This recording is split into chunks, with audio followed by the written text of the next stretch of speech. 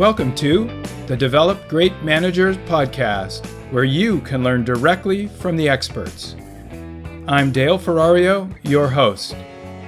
For more information and valuable insights, go to developgreatmanagers.com. Now, on to the show.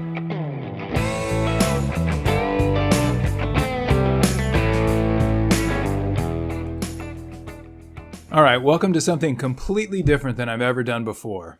And that is, I'm going to just do this podcast on the fly. Of course, I have an outline and I wrote a blog post about the same topic, but this time I'm going to try to do it without using slides because I really feel like it's not very personal. So let me just jump into it. And the topic today is going to be managing your work-at-home employees, and it's more important than ever. You can also see the same content on my blog. So the first thing I'm going to do is I'm going to spend a lot more time sharing my experiences. I've had a bunch of experiences managing remote employees. I've actually been a remote employee. If you look around me, you'll see that I work in an office, a home office. So I have a lot of experience both managing and being a remote or a work-at-home employee. And I know a number of people who have done the same thing. So I'm going to share the experience. That's what Develop Great Managers is all about. I'm going to share the experience of the experts. So let me start with the topic. Now, the topic is incredibly relevant right now. Everybody is working at home. Well, maybe not everybody, but nearly everybody is working at home. That wasn't a planned thing. That wasn't something that we all said, hey, it's the best thing for our business for people to work at home. It's because of coronavirus. But this isn't going to last. And when we finally recover from the pandemic, everything is going to go back to normal, but that normal will be a new normal. I think that what's going to happen is more people are going to be comfortable working at home, and managers are going to start to feel comfortable managing those employees remotely because they're learning some of those skills right now.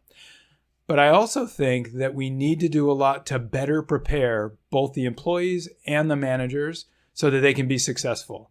And that's really what I want to talk about today. So the first part of talking about this is, let me talk about the pros and cons of working at home. Now, there are definitely some incredibly positive aspects of this.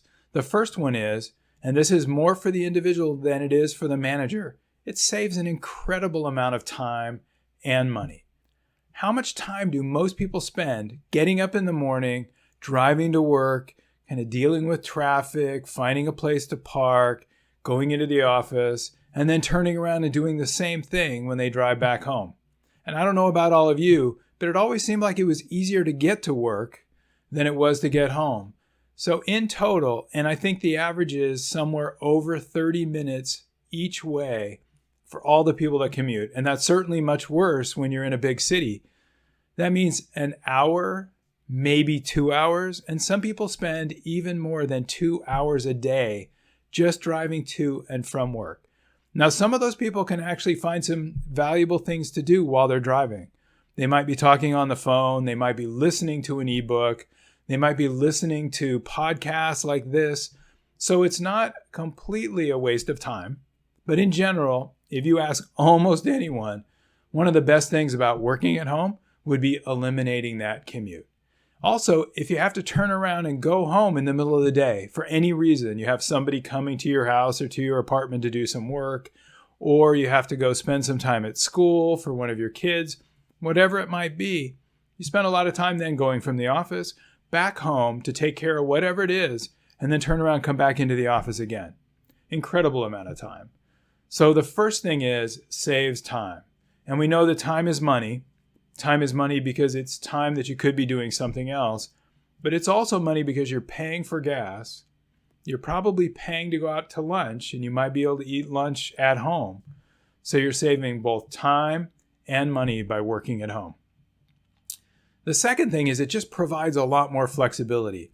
You have flexibility in your work hours. If you have something going on in the middle of the day, you can get up early, maybe get up before you even take a shower, spend a couple of hours working. Then you take your shower, go about your daily work. Maybe you go off and do something else that's unrelated to work. It just gives you a tremendous amount of flexibility. So between saving time and flexibility. Those are the number one and number two reasons why people want to work from home. The next one on the list is it allows for more focus and more autonomy. Now, not everyone is good at working on their own, but for certain tasks, being away from the office, being away from the hallway noise, being able to just settle down and focus can be incredibly advantageous. And the second one is about autonomy. You get to do more to manage your own time. Instead of always having to kind of follow the direction of your boss, when you're at home, you usually have a bit more autonomy and you become a bit of your own boss. And you can decide the order that you do things in, as well as I just discussed, the time when you do them. And the last thing I think that's a real pro in terms of working at home is you can be more productive. The number one reason, again, is you just have less interruptions. You can focus. Less people are going to come by your office, come by the hall, have conversations outside. You'll be distracted. Maybe when you go get coffee, you end up in a conversation. When you're at home, you have your own environment and you can really focus. So those are the top reasons why it's a good idea for employees to work at home. Now, the negative side or the cons are that an individual can feel very disconnected from the team, the organization, and the company. Kind of that out of sight, out of mind, or the further you are away, the less you feel connected. But absolutely, it's the case that if you don't see people as often, you slowly start to feel less and less connected with what's going on. You may not hear the latest updates on their project. You may not just have that same kind of a personal relationship. So I think really the number one issue in terms of working remotely or working at home is losing that connection. Related to that loss of connection is maybe a loss of feeling a part of the organization or a part of the community. You may not know as well what the strategy is. You may not know as well some of the things that are happening within the team that you work with every day. And so you start to feel further and further from that community of friends and that community of work. The next one that's big is tools and technology. It is not as easy to work at home as it is to work in the office. Your internet connection at the office is managed by IT. Your internet connection at home is managed by you. The tools that you have just to remotely log in may require two-factor authentication. You may have to have some special number that you type in. The applications that you use are typically not as convenient as the applications that you have when you're in the office. The next one is you might feel reduced opportunity. You might not have the same chance. You might not even hear about an opportunity that comes up. You might not hear about a new project. You might not be considered because you're just out of sight, out of mind. A manager that has a great opportunity that might otherwise come to you, they just don't think of you. Also, working remotely, not everyone is aware of the work that you're doing. So again, the opportunities just may not present themselves. Some people, while they're working at home, just work too many hours. They can't separate work from their home life. It all blends together. So they may get up early and start working. They may go grab something to eat and immediately they're back in working. They're not wandering around and socializing. They just continue to work. They have dinner. They come in the office afterwards just to check some email, and pretty soon they're in there for another couple of hours. So a big problem can be actually just working too many hours. A negative can also be not working enough hours. Now, sometimes as a manager, you're not seeing that employee. You're not understanding why things are taking as long as they do. It may be that that employee is as productive as they ever were. You're just not in as much communication. But it also may be that they're only working 4 hours a day. They think of work at home as a way to hide and a way to work less hours and get paid the same amount of money. So I think there's a couple of cons right there that you might work too much. You really might not work enough. And then the last one can be loss of productivity. Now that productivity can be because of the number of hours you work, but it can also be that the environment that you're working in is not as productive. You can be interrupted. You can actually be sitting here thinking, oh, I probably should go out and do some yard work. You can be distracted by a whole different set of issues. So the last one really on my list around cons is there's a potential loss of productivity. All right, now let's look at you are ready to consider an individual to work at home. So let's evaluate that situation. The first thing you should evaluate is not the individual. The first thing you should evaluate is the job or the role. Is that role appropriate to be done remotely? If that job is appropriate to be done remotely, can you effectively measure how well that job is being done? If a person is answering the phone and helping customers, you can have a good sense for how many calls they handle, how many tickets they close. If the person is doing some kind of architecture, you may have a hard time understanding the progress that they're making. If they're spending time interacting with other employees, and that kind of interaction requires that they use a whiteboard so that they can exchange those ideas, and it's much less productive to do while you're at home, maybe that's not a good fit. If the job requires a person to go in and look at the results of manufacturing to determine whether what's being produced is of high quality, probably not a good fit to be done at home. So I think what you have to do is you have to look at the job itself and determine whether it's a good fit. And you have to look at whether it's reasonable for you to be able to measure how well that job is being done while it's being done remotely. Now, once you've gone through and looked at the job, now you have to look at the person. And I think it's incredibly important to realize that not every job can be done remotely, and not every person is ready to do a job remotely. So a couple reasons why they may or may not be ready. The first one is, are they capable? Do they have the right skills? Do they have the right experience to work at home? Number two is, are they performing well? My experience has been, it's incredibly rare that you be able to take an underperformer, have them work at home, and have them do a better job than they were doing in the office. Actually, just the opposite. My experience has been, the stronger the employee, the better success they'll have working at home. But you really have to take a look not only at that person and the capabilities they have and the experience, you have to look at their personality. If they're an incredibly outgoing person where they get most of their work done and most of their energy by interacting with other people, having them work at home is probably not going to be a great fit. If they tend to be a bit more introverted, they get their energy by doing things, by accomplishing things, by digging in deep. Maybe they're a really good fit for working at home. So consider that personality as well. You got to make sure that the person has the right environment to be able to work at home successfully. And what I mean by environment is they need to have some isolated space that's separate from their living space. If they're trying to work at home in their living space, it's just going to be incredibly difficult. Every interruption that would normally happen during the day, that can be the mailman coming and delivering mail, that can be the kids coming home from school, that can be your spouse coming home, that can be your animals wandering up. All of those things, if you don't have the right environment, can actually create challenges in being successful working remotely. I want to talk about an example of a person, and his name is Alex Booley. Alex is someone that I just interviewed recently for the podcast. He works at home. Now, he has worked at home for a number of years, but Alex has a tremendous amount of experience. Alex has started and run 2 companies. Alex has worked for large companies where he's worked in the office and he's worked remote. But really more importantly, Alex makes sure that he has the right space. He has in his basement a separate room just for him to work at home.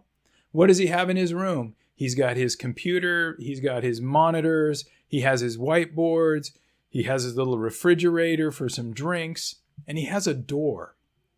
And it's incredibly important to actually have a door so that when he leaves home and goes to the office, he walks downstairs, opens the door, goes into his office, and closes the door. His family knows that when he's in the office, when that door is closed, Alex is at work. If they need him, they can text him, they can call him, and I think they can even come up and knock on the door. But they're not allowed to just walk in because Alex is gone. Alex is actually at work. And it's been very productive for him. So I think that's a good example of how you have to think about the space. And I think I'll take just a second to show you my office space. And I think you can see behind me that I have a whiteboard. That whiteboard is pretty full. I have a lot of things going on right now. But let me take this webcam and let's just give you a sense for what the rest of my office looks like. I have some space over there where my wife works, but she tends not to work in here when I'm working in here. I got a printer. Oh, that's a Murphy's bed. So this serves as both the office, and when we have company come over, they can sleep in the Murphy's bed. And I also have a bookshelf, and I have a number of different books, and I have some pictures and things that are all make this feel like my office. I also have a couple of monitors, and I have a big microphone, and I have my laptop, and I have my drinks. I have a space that's actually pretty functional for me. I'm able to do my job right from here. I have everything that I need. And you notice I'm in a room with a door. So when I'm working, nobody comes and bothers me. Now my kids are grown, but I still have my wife here. And at times she'll come in and open the door and say, what are you doing? Well, that interrupts something like a podcast. So I think it's important for you to have some kind of a space. You may not be able to have a space as large as this, but some space where you can be removed from the main area that you live in. Okay, I want to move on to the next thing. So now we've looked at the situation, we've talked about the job and the role, and we've talked about the individual. We need to talk a little bit about a couple more things to make sure that this is successful. The first one is about training. The second one will be a bit of a refresher on the workspace.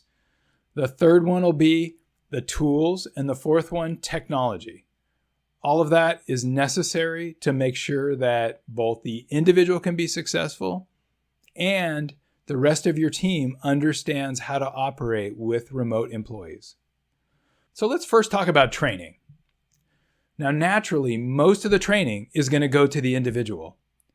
They need to be trained around a number of different things. The first one is working with your boss. Second one, staying connected with your team, your peers, and the organization.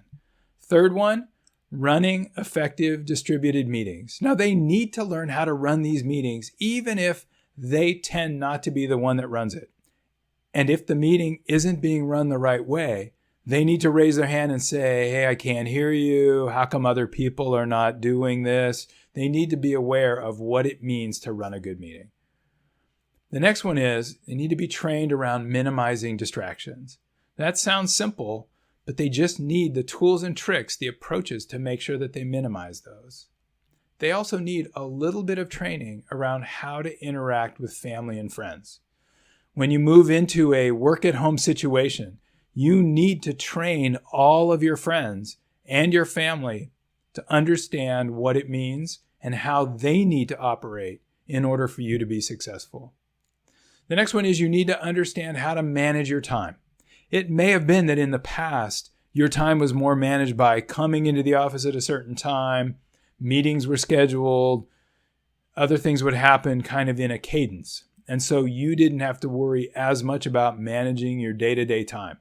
Now you're at home. You could come into work anytime you want. You could go home anytime you want because it's all kind of the same. So you need to really understand, how do you manage your time effectively? You need to understand tools and technology. Now, some of the tools and technology are really simple. Need to have a really good internet.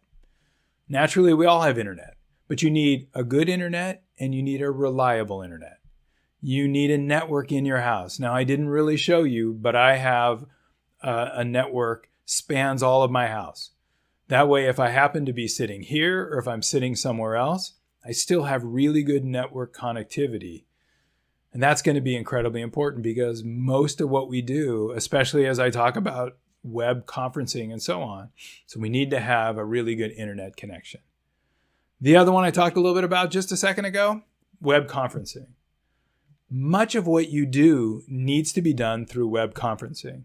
Phone calls are nice, but face-to-face is better. And face-to-face is even more important when you're working at home. Meetings should be done face-to-face using web conferencing. Now, let me just talk again a little bit about meetings. For a meeting to be successful with work-at-home employees, you need to make sure that they're engaged. One of the things that always happens in conference calls, not web conferencing, but conference calls, is that the people who are remote from wherever that meeting is being held, they start to get distracted. They go over and look at their email. So all of a sudden, you think they're on the call, but they're reading their email, or they're reading a document, or they're doing a web search, or maybe they're shopping on Amazon, who knows? But they're not focusing on the meeting. The single best way to make sure people are focused on your meeting is to be able to see them. If we're all on webcams and we're all part of a web conference, I can see you, you can see me, we're getting those facial expression, we're reading each other, and we're also aware that the person is not looking down at their keyboard or looking at something else or off talking, whatever it might be. We know that they're engaged. So that's the number one thing. Make sure that you web conference as much as you possibly can. Builds better relationships. Make sure that meetings are more productive. Make sure that interactions are more productive. One of the best tools. So back to tools and technology, the internet, web conferencing, and you need to make sure that the other tools that you have access to all the right tools to be able to connect to your intranet, to be able to file your expense reports or your time cards or whatever it might be. Need to make sure that you have access to all of those and that you know how to use them. And then the last thing I'll mention about training is you need to learn etiquette. Now that sounds trivial, right? But there are certain ways to behave. You need to make sure that, especially when you have some employees that are in office and some employees that are remote, you need to have etiquette in terms of how you do things. It's not just how you run a meeting, but you need to make sure that those people that are far away from you are equally engaged. You need to give them a chance to participate. You need to just understand all of the normal interactions that you have. You need to be able to have them with people that are both in person and remote. So that's one piece of training, and obviously that's the most important is for the employee. But it is equally important to make sure that at least some training happens with the rest of your team. The first thing that they need to know is, how do you stay connected with home employees? What's the best way to be able to interact, to stay connected, to build a relationship, and to work together? They can kind of learn it on their own, but it's far better if you go through some training and help them to understand how to do it. They need to know how to run distributed meetings. So I talked about that one earlier. Most of those meetings will tend to be run by the people that are in the central office. If they're going to run it, they need to run it in a way that's effective for them as well as the remote employees. They need to understand the tools and technology as well. They don't have to worry about the internet, but they certainly have to worry about web conferencing. So they need to know how to use those web conferencing tools. And there's a bunch of them. But whichever one you choose, they need to understand how to use it as well. And they also need to learn the right etiquette. So that's training, and I think that is incredibly important. The second one is just a follow-up on what I was talking about earlier.